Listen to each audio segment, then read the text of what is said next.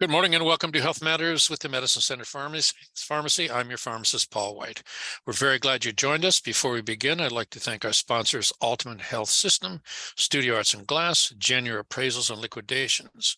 Today, Brad and I have broadcasting from our administrative offices, and our special guest is Dr. Sunitha Vemulapalli. Am I good there, Doctor? Yes.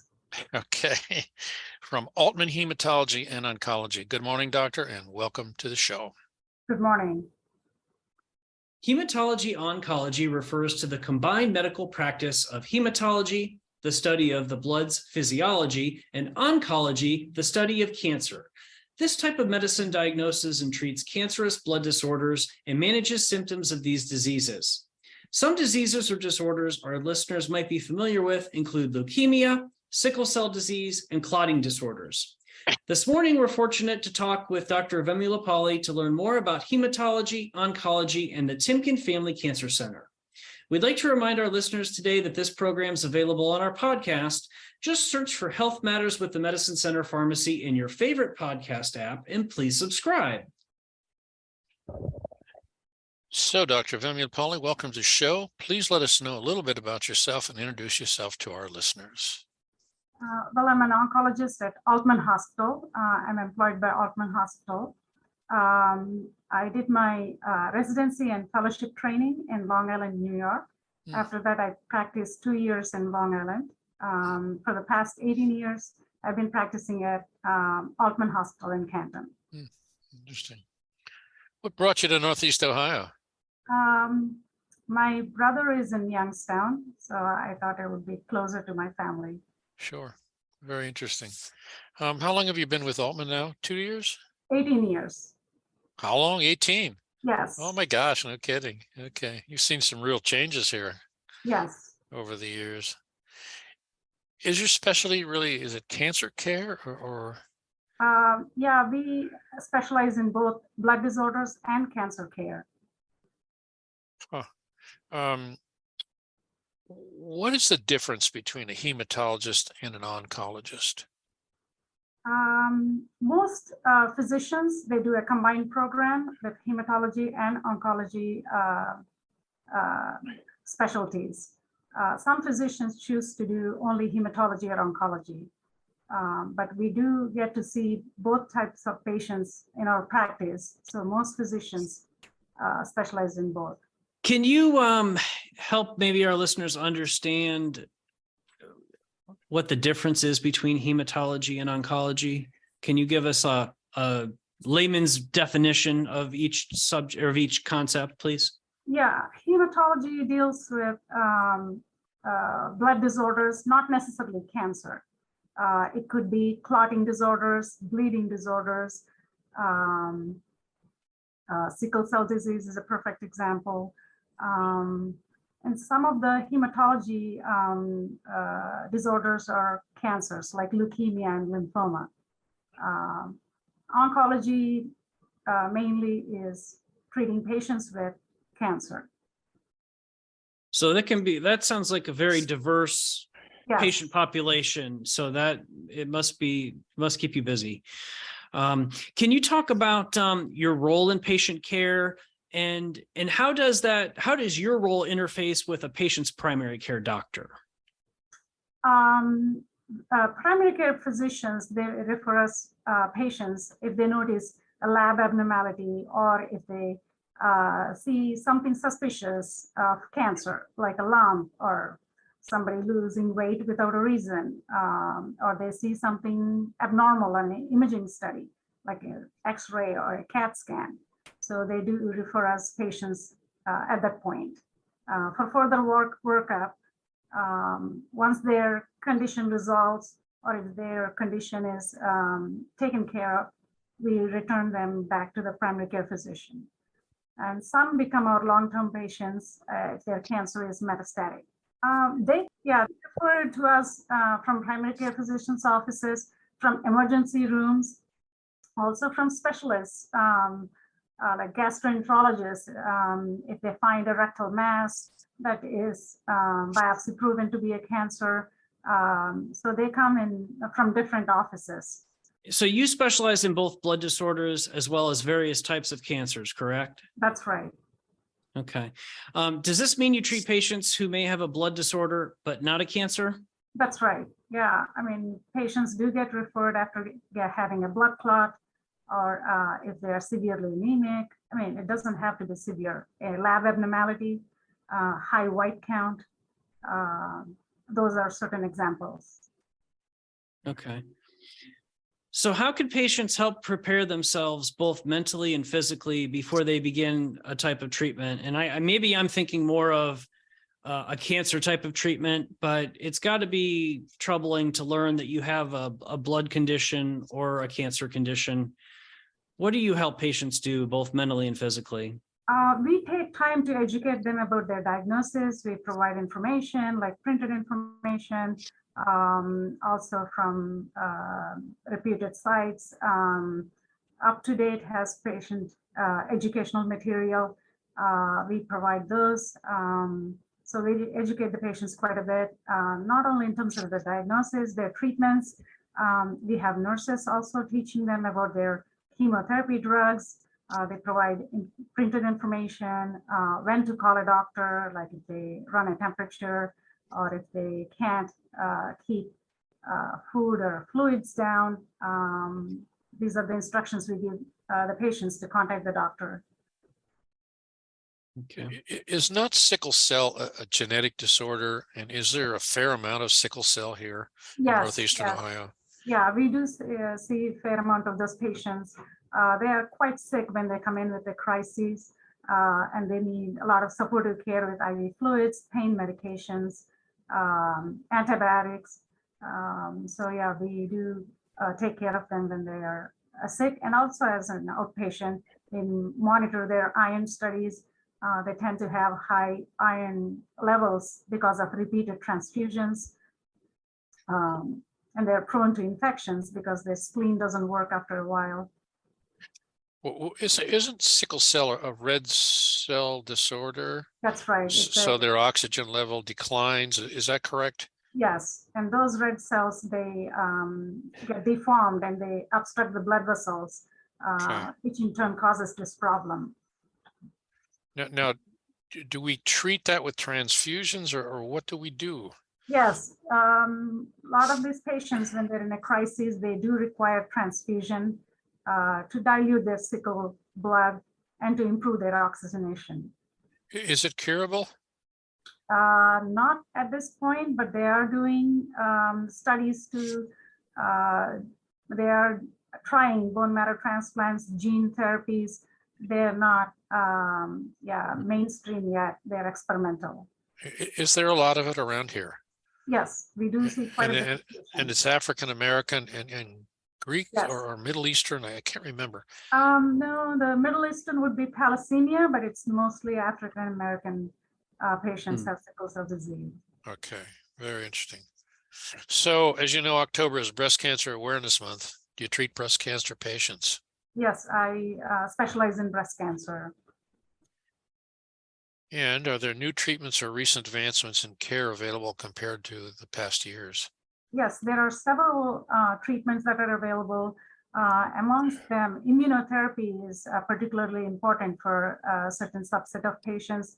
We have been incorporating that with chemotherapy to help shrink the breast tumors before they go for surgery, and it has been quite successful. In addition to that, there are oral agents we are using for high-risk breast cancer patients who have hormone receptor positive cancer.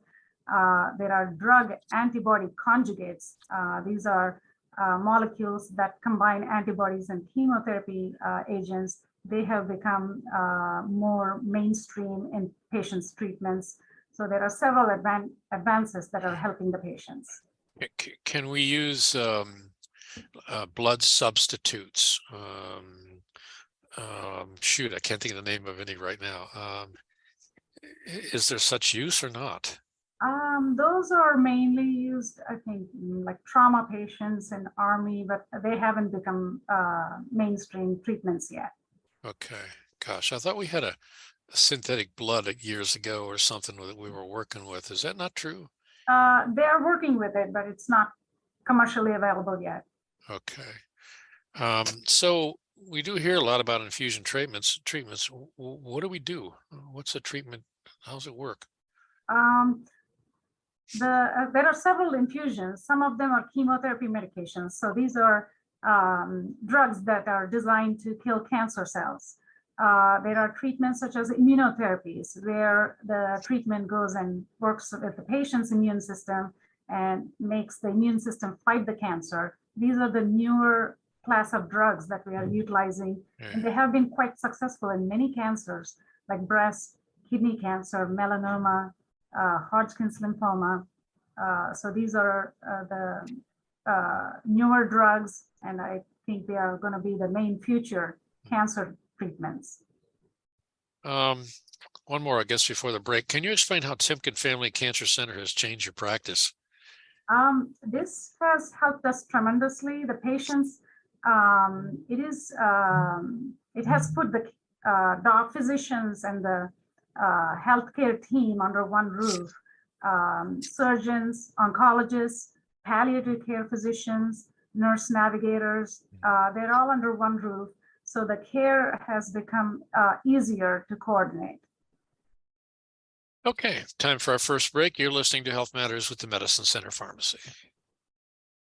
Welcome back to Health Matters with the Medicine Center Pharmacy. Friends, don't forget to stop in our flu shot clinic or COVID booster shot. Walk-ins are welcome to it for appointments can be made at our website, medshoprx.com. We look forward to helping you stay healthy. Okay, before the break, we talked about the Timken Family Cancer Center and the impact it's had on your practice. Can you talk about how it's made possibly both it easier and more effective for your patients to receive and for you to provide care? Yes, the building itself is patient-centered, so parking has been easy for the patients. They can just park in front of the building and enter the building. The first floor is the infusion center where all the treatments are provided.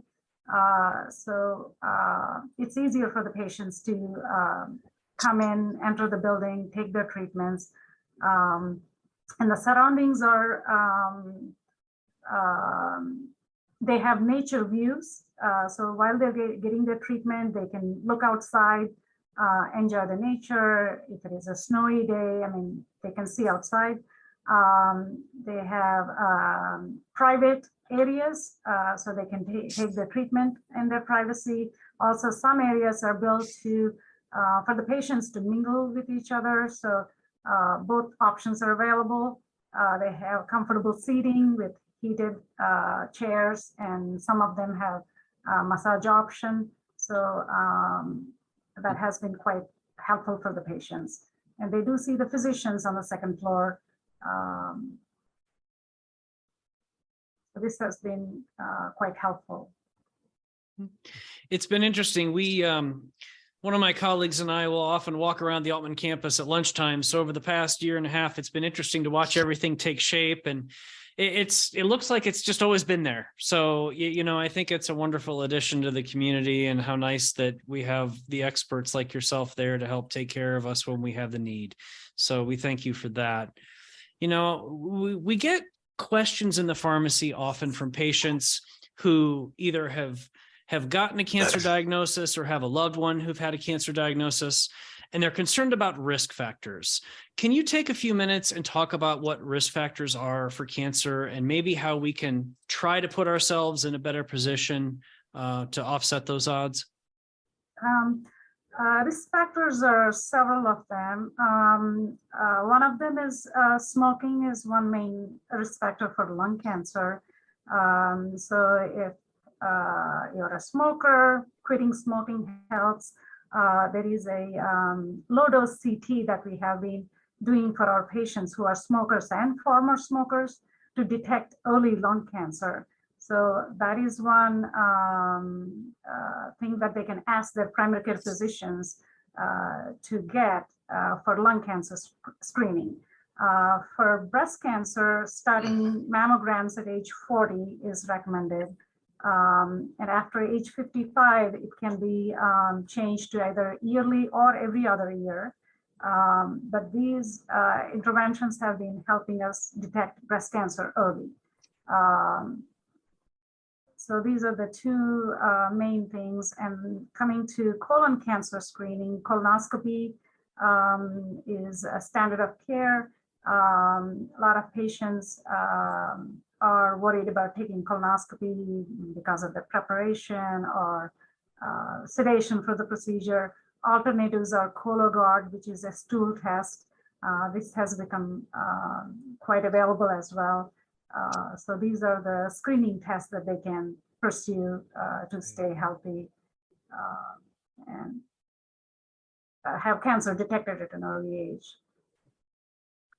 How, it's been interesting to see since Cologuard became available, how much marketing there is on TV. But, I think that colon cancer screening has always been one of those things people don't want to talk about. Whether it's a colonoscopy that maybe you have some fear of getting, or, having your body tested in a way that might seem a little uncomfortable or invasive. Do you have any comments you can share with listeners to not be afraid to get a test like that done, whether it be a colonoscopy or a Cologuard? Because I'm confident that the slight inconvenience of either one of those procedures doesn't even compare to what you might have to go through if you were unfortunate to have to require treatment. That's true. The standard of care is colonoscopy. The procedure comes with a prep where the patients have to drink a beverage that makes them have diarrhea for a day. And also the procedure is involved. But if they see colon polyps and these are removed at the time of the procedure, that will prevent colon cancer from actually forming. So I prefer colonoscopies.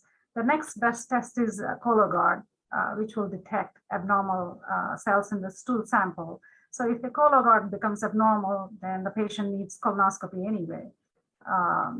So both tests are available. It depends upon the patient's choice. How effective is the Cologuard test? Its efficacy is pretty high, but I would say it is second best for colonoscopy, just because of the treatment option that's available with colonoscopy. So let's say there's a 78-year-old person, okay?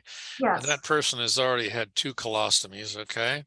Is the Cologuard test okay with no Yes. been no polyps or anything? Okay. Right. Yeah, Cologuard is fine for them. They most gastroenterologists, they do not pursue colonoscopies after age 75 due to risk of colon perforation. Oh, gosh, So that's amazing. yeah. That 78-year-old person is me. Okay. But if you're in good health, you can start with the Cologuard. Okay. All right. Interesting. Okay. From the prep side, I just wanted to give my 2 cents too. It's been interesting to see the advances in the colonoscopy preps too. So I know that patients that have memories of drinking the gallon jug of stuff, there are some other solutions now that maybe aren't as overwhelming. So don't let the prep get you down. I think it's an important test to take seriously. So I think the most interesting thing I've heard from patients over the years is I got to go down to McDonald's and have a big sandwich or have something because I'm not going to be able to eat tomorrow. But tomorrow's the test. I'm thinking, wait a minute, you cannot do this. Okay. Start eating liquids the day before. Okay. But it's amazing. Okay. all right, so let's talk about genetics. How important are genetics and family history in predisposing a patient to cancer? They are quite important. That's why family history, we take family history on each and every patient. And if it is suggestive of a hereditary cancer syndrome where a mutation may be causing the cancers, we refer them for genetic counseling to either Akron Children's Hospital or Cleveland Clinic. These are the 2 places they offer locally genetic counseling. Okay. Interesting. So the big question for our day is can cancer be prevented? Yeah, simple things like maintaining ideal body weight, not smoking, eating healthy, mostly plant-based diet. These have been proven to prevent cancer development. Okay. Interesting. So lifestyle choices matter. They do. Yeah, for sure. Wow. So what lifestyle choices can we make to help live a cancer-free life? We just talked about a couple of things, but there's got to be. I mean, people working in industries, and my father worked in a steel mill all his life. And of course, he died at age 56 or 59 or something. And consumption of alcohol, of course, had additional, effect on that too. But, how clean are these factories these days? That's kind of something I really wonder. And I'm sure you see a lot of patients that come from steel mills and manufacturing concerns and all that sort of thing. Right. We have come a long way, and we know that certain chemicals are carcinogens. So wearing protective gear if they have to work in such environment, I think they have more stricter, stringent monitoring parameters these days. Even the companies have to monitor and report their workers' exposure. So gloves, protective wear when they have to work in those environments. Masks, they become important. We must be pretty close to the news, are we, Brad? Yes. Time for a break. You're listening to Health Matters with the Medicine Center Pharmacy, and it is now time for the news. You're listening to Health Matters with the Medicine Center Pharmacy. I'm your host and pharmacist, Paul White. It's Medicare open enrollment period, and we have independent insurance agents in all of our stores. Please talk with your pharmacist and schedule a review. We have a lot more to cover this morning, so let's get back to the show. So, what cancer screenings are important to have on a regular basis? Mammograms, colonoscopy, pap smears, for smokers, low dose CT of the lung. It's a CAT scan. What about, okay, all right, there's a sector of the population that's been on oral contraceptives for a long time, and there's a sector of the population that have never been on oral contraceptives. Is there a greater risk for cancer patients on oral contraceptives or not? Birth control pills can promote certain type of breast cancers, like hormone receptor positive breast cancers. They haven't been, I mean, long-term use can do that. So we do take that into history when we are seeing patients. I remember in my early pharmacy career that we had oral contraceptives were 10 milligrams. They were really monster doses. Where do those people sit today? Are they in much more trouble for cancer or what? I mean, since the advent of mammograms, we are picking up cancers at an early age. I mean, not taking the medication for years and years is a good idea, but not everybody can make a choice that way.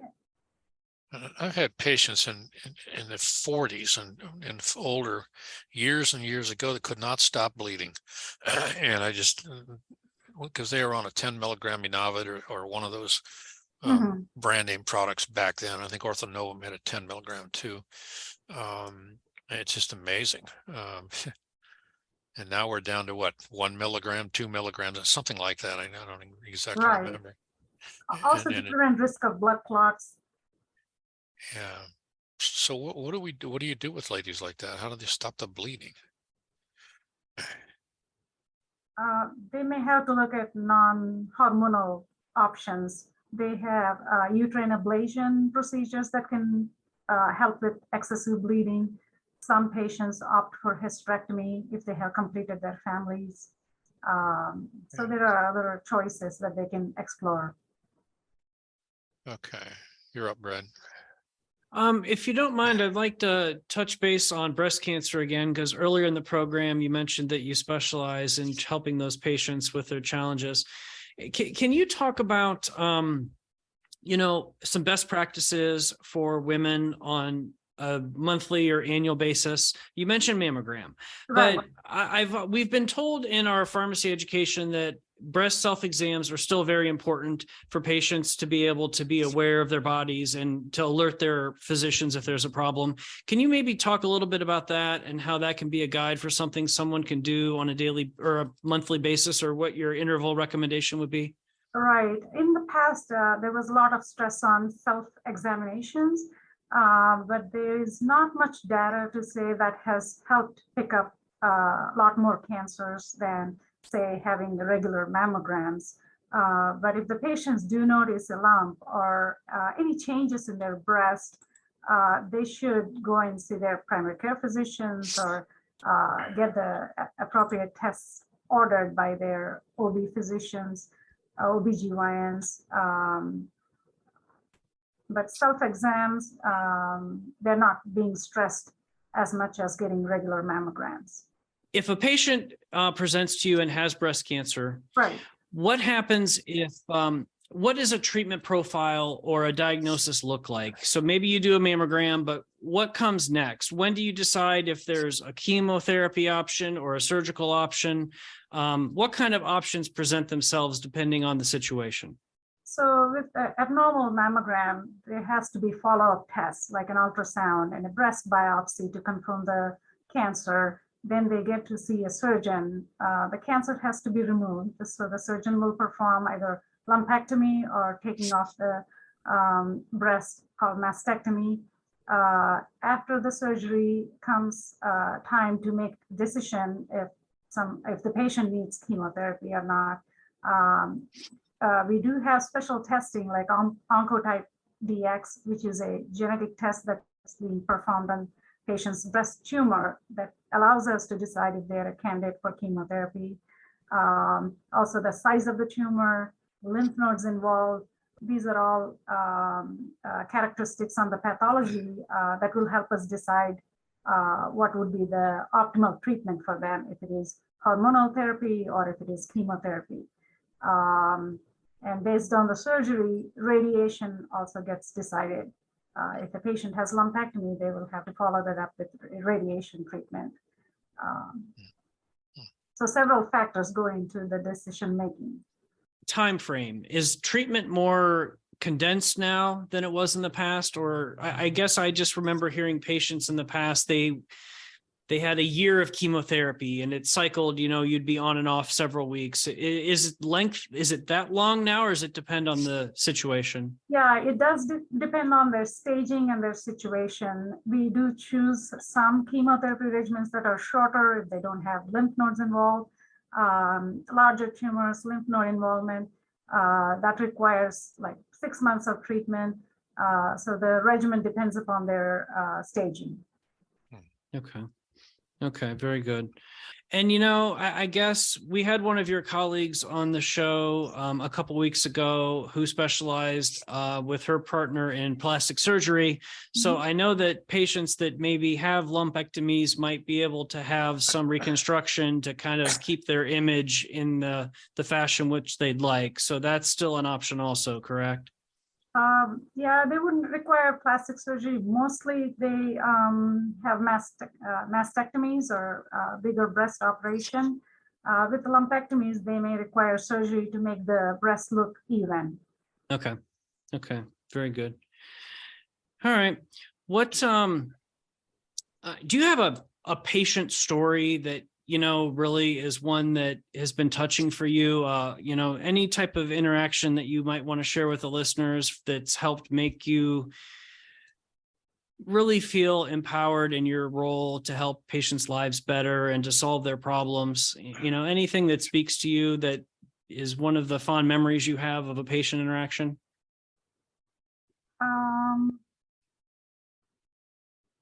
They're thankful for receiving the treatments and being cancer-free. You've saved a lot of lives, haven't you? I hope so. Well, you must have in your profession. I mean, people who have the issues that come to you, and people who don't come to you, we've lost some people for sure. Some women. Are you involved in surgery at all? No, I do not do surgery. I provide hormonal therapy, chemotherapy, so medications for the cancer patients. Okay. Let's take our final break here. You're listening to Health Matters with the Medicine Center Pharmacy. Welcome back to Health Matters with the Medicine Center Pharmacy, and I'm your pharmacist, Paul White. Thanks for joining us. Let's get back to the last segment of the show, and I would like to ask you, Doctor, how many changes have you seen in your career in cancer therapy and cancer treatment? I mean, I know in the last 20 years or so, we've had some really unimaginable changes, drugs, etc. Anything in maybe one or two items that really worked great? Two things that come to my mind are using testing on the tumor, breast tumor, like Oncotype, to avoid unnecessary chemotherapy for patients who would not derive benefit from taking chemotherapy. So this testing helps us pick the right patients who would benefit from taking chemotherapy. And the second one is immunotherapy drugs. These have improved our chemotherapy efficiency in patients with triple negative breast cancer. So they are being incorporated to shrink large breast masses so that these patients can have surgery and have better prognosis. Interesting. Wow. Okay. Well, it just seems like in the pharmacy I've been a pharmacist for 56 years, and it just seems like over that period of time that the changes are so dramatic in care of individuals. Like lung cancer was when you hope for anybody 50 years ago, hardly. And nowadays it certainly has a much better career pattern and treatment pattern than it did years ago. So, and I think that's probably the same breast cancer and stuff like that. Right. And lung, of course. So interesting. Could you take a second and talk about how nurse navigators work with your role and other practitioners' roles and the patient to kind of help them? I can only imagine as a patient with a diagnosis, it's got to be overwhelming to keep everything in order. And it sounds like nurse navigators can help that. Any comments you have on their role? Yeah, we do have several nurse navigators at Aultman that help the patients. They educate them, they provide information. They also help them schedule visits with both doctors and tests. And also if they're sent to other referral centers, they help they coordinate their care. So they are very crucial for taking care of the patients. And we have several of them at Aultman Hospital that help the patients. They also help with their transportation to the office visits. They arrange those facilities as well. Okay. Do you participate in any clinical trials at Aultman? Yeah, we have several clinical trials based on the diagnosis for breast, lung cancer, and other cancers, where new drugs are being tested against standard of care. So the patients, if they're interested, they can participate in these clinical trials. That's how new drugs are brought into the market to be used for the patients. Well, I think it's exciting to know that here in our backyard in Canton, Ohio, that Aultman's able to participate in something that could affect the lives of people all over the world. So I think that's really exciting. As we get close to wrapping up here, I think it's important that listeners today know how to get some resources from the Timken Family Cancer Center. Do you have any contact information that listeners can use to reach out? Yeah, they can call Timken Family Cancer Center at 330-438-6333. And also they can check out our website, aultmandocs.com. Okay. Do you have any parting words for the community that you'd like to leave before we wrap up? Yeah, they should get their screening tests and try to maintain healthy diet and healthy weight, and that will help prevent a lot of cancers. Wow. Okay. Interesting. Excellent. Okay. I guess we're out of time, Doctor. Thank you very much for being here today. Dr. Sunitha Vemulapalli. Sorry if I didn't get it correct. With Aultman Hematology and Oncology, we'd like you to remind our listeners, if you suspect you have a medical issue, please contact your healthcare provider. Thanks to our sponsors, Aultman Health System, Studio Arts and Glass, and Genier Appraisals and Liquidations. As always, thank our listeners for joining us on Health Matters with the Medicine Center Pharmacy. Have a healthy week, and we'll see you again next Friday right here on News Talk 1480 WHBC. Thank you. Thank you Thanks, very Doctor. much, Doctor. Thank you very much. We enjoyed it.